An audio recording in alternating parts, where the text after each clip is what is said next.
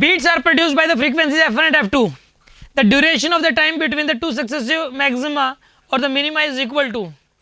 देखिए आप इस केस के अंदर क्या हुआ है कि इसने बोला कि दो फ्रीक्वेंसी एक f1 और एक f2 है, तो ये बताइए बीट फ्रीक्वेंसी कितनी हो जाएगी इस केस के अंदर? बीट फ्रीक्वेंसी हो जाएगी f1 माइनस f2 का मॉडुलस, f1 माइनस f2 का मॉडुलस, ये तो कि बीट फ्रीक्वेंसी।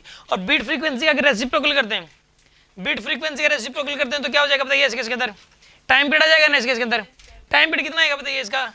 टाइम पीरियड आएगा 1 में f1 माइनस f2 का मॉडुलस, ये आपके पास टाइम पीरियड आ गया। और this is the gap between the two maxima और टू मिनिमा, यही आंसर है इसका।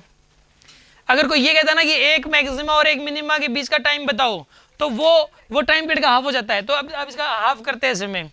अब पता है क्या है कि इसने दो कंसेक्यूटिव मैक्सिमा के बीच का गैप पूछ लिया, यानी कि एक बीट का टाइम पीरियड पूछ लिया।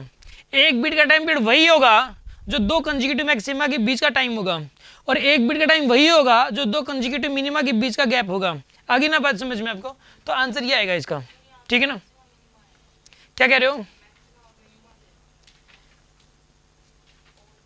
इसने क्वेश्चन में क्या बोल रखा है कि द टू सक्सेसिव मैक्सिमा और मिनिमा बोला है।